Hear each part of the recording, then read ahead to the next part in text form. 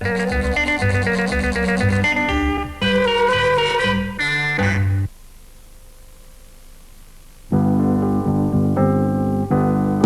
neue Kadett mit Formheck. Eine Stufe mehr Komfort, eine Stufe mehr Raum. Stelle aufbricht. Hans Brausen ergreift noch mehrfach das Wort. Erst spät kommen die Abgeordneten zu ihren Beratungen über den Bebauungsplan Zonser Heide.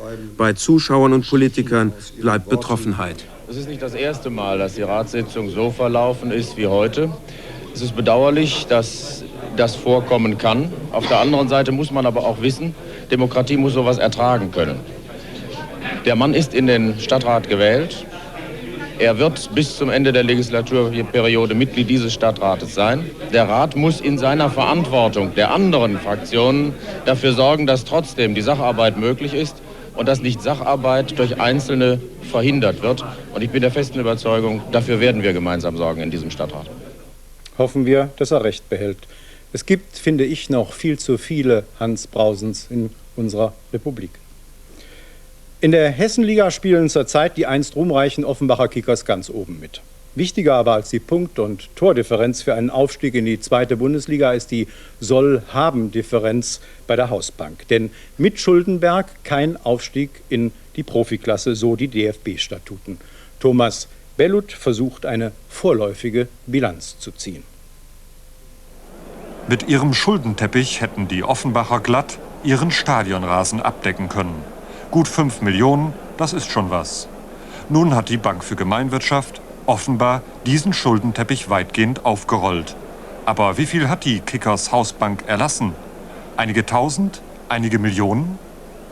Von hier, der Zentrale in Frankfurt, betreut die Bank für Gemeinwirtschaft die Finanzen von knapp der Hälfte der bundesdeutschen Profiklubs. Nach unseren Recherchen ist die BFG bei Krediten für ihre Vereine knallhart geworden. Nur die Offenbacher, die sollen einen besonderen Draht zur Bank haben, so sagt man wenigstens. Wir baten bei der Bank für Gemeinwirtschaft um ein Gespräch. Daraus wurde nichts, keiner der Verantwortlichen war bereit, vor die Kamera zu treten. Stattdessen erhielten wir diesen Brief. Es gebe keine Geschenke, hieß es da, man habe lediglich die Geschäftsverbindungen neu geordnet. Mit Rücksicht auf das Bankgeheimnis können wir Einzelheiten des Agreements nicht mitteilen.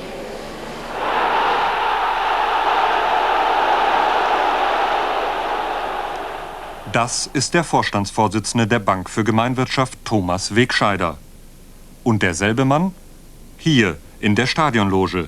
Er ist den Kickers seit Jahren eng verbunden, rettete den Verein schon zweimal, so sagt man wenigstens. Auch bei den Kickers baten wir um ein Gespräch, aber wieder wollte kein Verantwortlicher vor die Kamera. Nur das leere Stadion, das durften wir filmen, immerhin. Richtig was los war hier nur in den 70er Jahren. Da kickten die Kickers oben mit.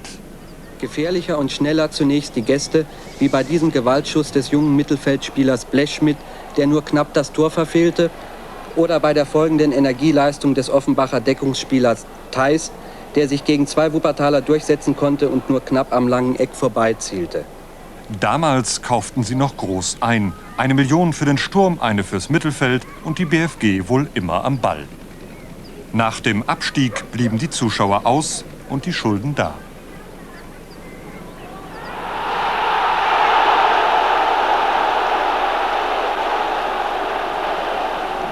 Der DFB aber fordert gesunde Finanzen, bevor er neue Profilizenzen vergibt. Hier in Frankfurt passt man mittlerweile ganz scharf auf, wenn es um das Geld der Vereine geht. Die Kickers wollen wieder eine Lizenz, sie sind Aufstiegskandidat. Vorgespräche laufen. 5 Millionen minus, da hätte man keine Lizenzchance. Aber die Schulden sollen ja jetzt zum richtigen Zeitpunkt nicht mehr drücken, so sagt man wenigstens. Wir baten auch den Deutschen Fußballbund um ein Gespräch. Zuerst sagte der Pressesprecher zu, aber dann wollte auch hier wieder keiner der Verantwortlichen vor die Kamera.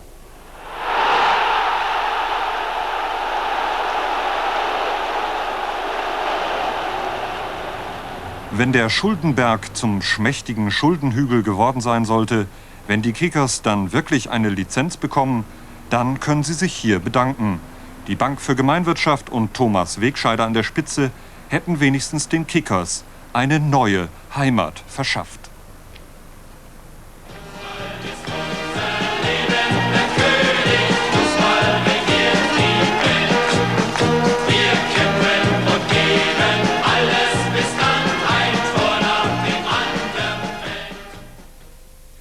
Schulden sind unser Leben, sollten die Bundesliga-Vereine besser singen. Denn die 38 Clubs der ersten und zweiten Profiliga schieben einen Schuldenberg von sage und schreibe 157,5 Millionen Mark vor sich her.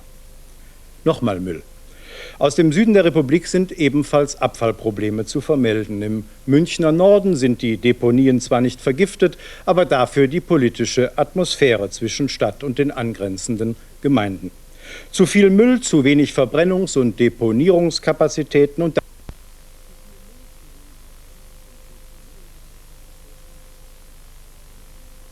eine Verantwortung den Bürgern gegenüber, die Bürger in den Nachbarn. Von Keller.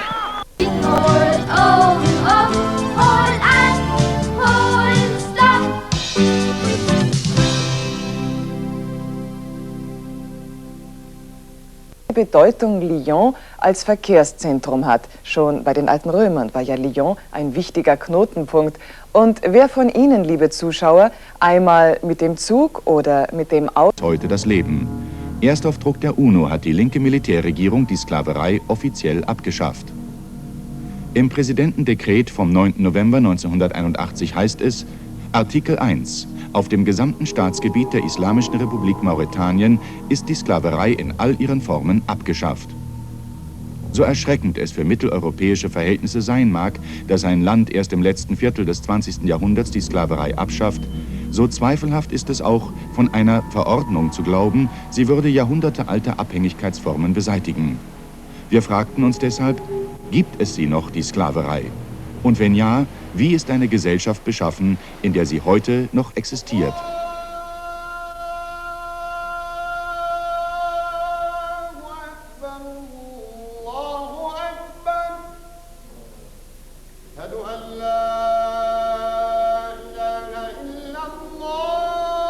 Es waren einmal grüne Täler mit undurchdringlichen Dschungeln und Tieren, die die Menschen anfielen, erzählte eine maurische Legende.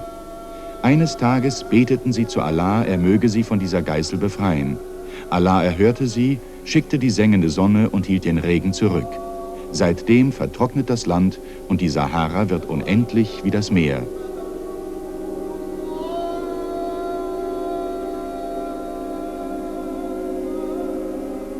Mehr als 3/4 des Landes sind bereits Wüste und der Rest ist dürrer Sahel. Die üppigen grünen Buschwälder mit den riesigen Gazellenherden sind Da waren rote und weiße Nelkenlieder. Die Lage auf den Philippinen hat sich heute dramatisch zugespitzt. Verteidigungsminister Enrile und der stellvertretende Generalstabschef Ramos rebellieren offen gegen Staatschef Marcos und haben sich mit Truppeneinheiten im Verteidigungsministerium in Manila verschanzt. Sie betonten gegenüber Journalisten, Staatschef Marcos habe die Präsidentenwahl durch Betrug für sich entschieden und müsse zurücktreten. Sie kämpften im Dienste des Volkes. Sie wollten nicht länger einer Regierung dienen, die demokratisch nicht legitimiert sei. Staatspräsident Marcos reagierte sofort. Auf dieser Pressekonferenz in Manila beschuldigte er Verteidigungsminister Enrile und Generalleutnant Ramos, an einer Verschwörung zu seiner Ermordung beteiligt gewesen zu sein. Er rief beide zur Aufgabe auf. Die peruanische Hauptstadt Lima ist gestern Nacht von einer Anschlagsserie erschüttert worden. Ziel der insgesamt 17 Terrorakte waren vor allem Botschaftsgebäude. 2 Menschen kamen ums Leben. Betroffen ist auch die Botschaft der Bundesrepublik. Sie wurde erheblich beschädigt. Die Polizei vermutet hinter der Aktion die maoistische Guerillagruppe Leuchtender Pfad. Fehlerfrei war der Start der Europarakete Ariane letzte Nacht in Kourou in Französisch-Guayana. Etwa 20 Minuten nach dem Abheben wurden ein französischer und ein schwedischer Satellit auf eine Erdumlaufbahn in 800 Kilometer Höhe gebracht. Der französische Satellit Spot 1 wird Erdaufnahmen liefern. Der schwedische Viking soll das Magnetfeld der Erde, insbesondere der Polarregion, erforschen. Frankreichs Staatspräsident Mitterrand beglückwünschte die Ariane-Techniker zum erfolgreichen Start. Mit 16 Starts bei 3 gescheiterten Missionen habe die europäische Trägerrakete ihre Zuverlässigkeit bewiesen. Die IG Bausteine Erden ist nach den Worten ihres Vorsitzenden Karl bereit, für die Durchsetzung ihrer Lohnforderungen zu streiken. Karl sprach in Düsseldorf auf einer Protestkundgebung vor rund 2000 Bauarbeitern. Er sagte, die Gewerkschaft werde bei den am Montag beginnenden Tarifverhandlungen nicht zulassen, dass die Arbeitnehmer im Baugewerbe von der allgemeinen Einkommensentwicklung abgekoppelt würden. Die Forderung von 5,8% mehr Lohn und Gehalt sei wohl begründet. Das Wetter in Norddeutschland wolkig, sonst nur noch gering bewölkt. Kein nennenswerter Niederschlag. Tiefstemperaturen in der Nacht zwischen -12 und -17 Grad, örtlich auch unter -20 Grad. Die Tagesschau meldet sich wieder um 20 Uhr.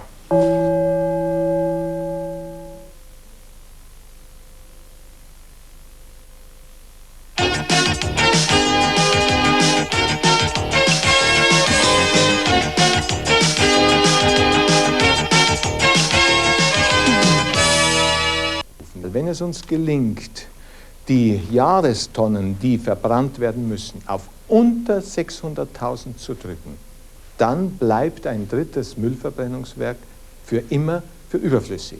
Aber das Tanzen ist doch kinderleicht. Doch manchmal, wenn ich... Also die Freude der Zwickauer...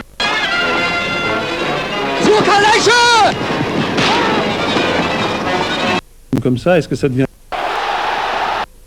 Das sind Sachen, die man machen, Meine Ohren, die verstopfen da oben. Ach, jetzt geht das wieder los. In der Höhenluft zerstopfen dir die Ohren. Na, hoffentlich kriegst du hier unten im Bodennebel keine dicken Füße.